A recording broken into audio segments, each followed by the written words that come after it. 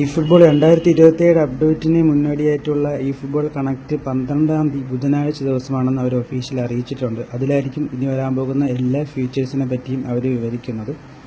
അപ്പോൾ നമുക്ക് തൊട്ട് മുമ്പുള്ള ഈ ഫുട്ബോൾ കണക്റ്റിൽ അടുത്ത 2027 കുറച്ച് ഫീച്ചേഴ്സിൻ്റെ കാര്യമൊക്കെ പറഞ്ഞിട്ടുണ്ട്. നമുക്ക് അതിനെപ്പറ്റി ഒന്ന് നോക്കാം. ഈ ഫുട്ബോൾ 2027 വരുന്ന പുതിയ ഫീച്ചേഴ്സിനെ പറ്റിയാണ് നമ്മൾ നോക്കാൻ പോകുന്നത്. പ്ലേ ഓൺ ഓൾ ടുഗദർ എന്ന് പറയുന്ന ഒരു സ്കീമിലാണ് അവർ ഇപ്രാവശ്യം ഈ ഫുട്ബോൾ കൊണ്ടുവരുന്നത്, ഒരുമിച്ച് കളിക്കുക എന്നുള്ള രീതിയിൽ. അതിൽ തന്നെ മെയിനായിട്ട് അവർ കൊണ്ടുവരുന്ന ഫീച്ചറാണ് കസ്റ്റം ടൂർണമെൻറ്റ്. 8 പേര് വെച്ചുള്ള നമുക്കൊരു കസ്റ്റം ടൂർണമെൻറ്റ് നമുക്ക് എന്ത് ചെയ്യാം, ഒരാൾക്ക് നമ്മൾ റൂം മാച്ച് ഇടും പോലെ ഇട്ട് 8 പേര് വെച്ച് കസ്റ്റം ടൂർണമെൻറ്റ് നടത്തി അതിനകത്ത് വിജയിക്കുന്ന ആൾ കപ്പൊക്കെ എടുക്കുന്ന ആനിമേഷനും കാര്യങ്ങളൊക്കെ ഉണ്ട്. അപ്പോൾ അതിനകത്ത് നമുക്ക് സാധാരണ നമ്മൾ റൂം മാച്ച് ചെയ്യുന്നത് പോലെ തന്നെ നമുക്ക് എന്താ അതുപോലെ സബിൻ്റെ എണ്ണവും അതുപോലെ ഫോമും കാര്യങ്ങളൊക്കെ നമുക്ക് സെറ്റ് ചെയ്യാൻ പറ്റും. അതുപോലെ അതിൻ്റെ ഫോം റാൻഡം എക്സലൻറ്റ് ഗുഡ് ഇഷ്ടമുള്ള ഫോം ആക്കാം.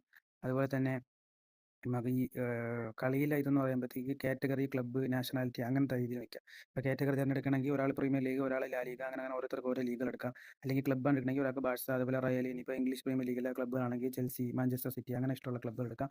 നാഷണാലിറ്റി ആണെങ്കിൽ നമുക്ക് പോർച്ചുഗൽ, അർജന്റീന അങ്ങനെ ഓരോരുത്തർക്ക് ഇഷ്ടമുള്ള ഏത് ക്ലബ്ബാണോ ആ ക്ലബ്ബുകളൊക്കെ എടുത്ത് കളിക്കാൻ പറ്റും. അതാണ് അതിൻ്റെ ഗുണം. പിന്നെ എന്ന് പറഞ്ഞാൽ കപ്പടിച്ച് കഴിഞ്ഞാൽ കപ്പ് വെക്കുന്ന ആനിമേഷൻ കാര്യങ്ങളൊക്കെ ഉണ്ട്.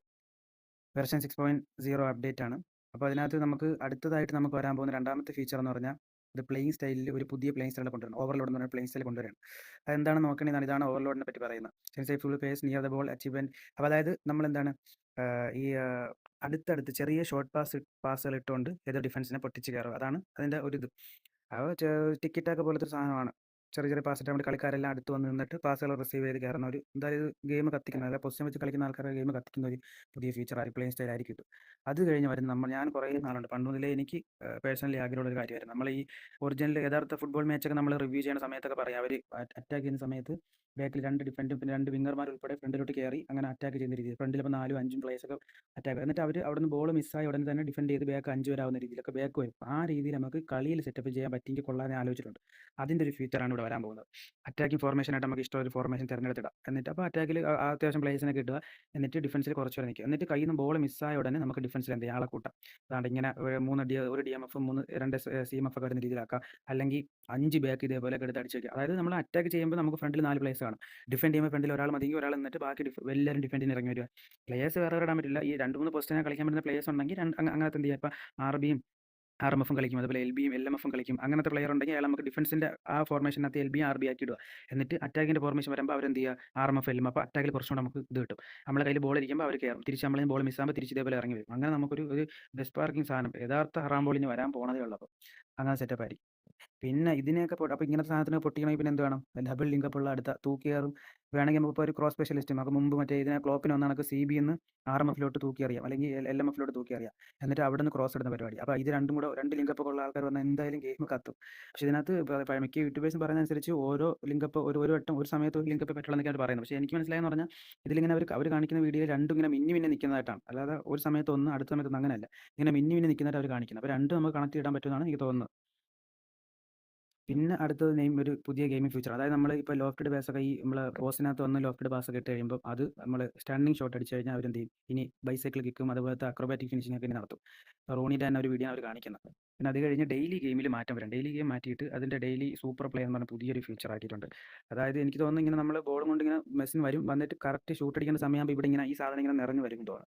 അതിൽ കറക്റ്റ് സമയത്ത് ഷൂട്ട് അടിക്കുകയാണെങ്കിൽ അത് പെർഫെക്റ്റ് ആവുമെന്ന് എനിക്ക് മനസ്സിലാണ്ട്. ഇവിടെ പെർഫെക്റ്റിന് മേളിലാണ് ചിഹ്നം കൊടുത്തിരിക്കുന്നുണ്ട്. അങ്ങനെയാണെന്നാണ് എനിക്ക് തോന്നുന്നത്. അപ്പോൾ ഇങ്ങനെ ഇത് കറക്റ്റ് വരുമ്പോൾ എങ്ങനെയാണ് കറക്റ്റ് അറിയില്ല. ഇപ്പോൾ ഒരു ബ്ലിക്സ് അടിച്ച് കയറ്റുമ്പോഴത്തെ വീഡിയോ ആണ് കാണിക്കുന്നവർ.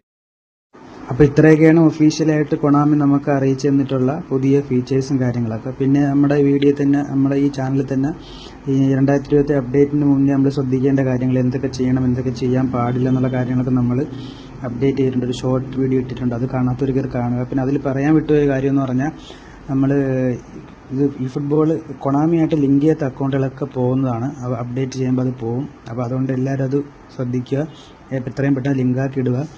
പിന്നെ ലാസ്റ്റ് 6 മാസമായിട്ട് കളിക്കാത്ത അക്കൗണ്ടുകളൊക്കെ പോകുന്നവർ പറഞ്ഞിട്ടുണ്ട്, അത് കയറി ലോഗിൻ ചെയ്ത് അതിൻ്റെ ലോഗിൻ റിവാർഡ്സ് കളക്ട് ചെയ്യണം, എന്നാലേ അത് കിടക്കുള്ളൂ എന്നവർ പറഞ്ഞിട്ടുണ്ട്, ഒഫീഷ്യൽ അറിയിച്ചു. അപ്പോൾ അതും എല്ലാവരും പ്രത്യേകം ശ്രദ്ധിക്കുക. ആ പഴയ കളിക്കാത്ത അക്കൗണ്ടൊക്കെ എടുത്ത് കളിക്കുക, അല്ലെങ്കിൽ എല്ലാ അതിനകത്തുള്ള പ്ലേയേഴ്സും എല്ലാം ഉൾപ്പെടെ പോകും, കാരണം അവരുടെ ഡേറ്റാ ബേസൊക്കെ നിറഞ്ഞു കിടക്കും. പിന്നെ എൻ്റെ ഈ വീഡിയോ യൂസ്ഫുൾ ആയെങ്കിൽ എല്ലാവരും ഒന്ന് ലൈക്ക് അടിക്കുകയും ഒന്ന് സബ്ബൊക്കെ അടിച്ച് സപ്പോർട്ടൊക്കെ ചെയ്യണം. പിന്നെ 2019 മുതൽ ഏകദേശം ഒരു 6-7 വർഷം കൊണ്ട് ഞാൻ കളിക്കുന്നതിൻ്റെ ഈ അക്കൗണ്ടിൻ്റെ ഇതുവരെയുള്ള സ്ക്വാഡിൻ്റെ ഒരു റിവ്യൂവും കൂടെ ഞാൻ ചെയ്യണമെന്നുണ്ട്. അവസാനമായിട്ട് 2026 എൻ്റെ സ്ക്വാഡ് കൂടെ ഒന്ന് നോക്കണമെന്നുണ്ട്. അപ്പോൾ ആ വീഡിയോ ആയിട്ട് ഉടനെ കാണാം. ഇപ്പോൾ സബ് ലൈക്കും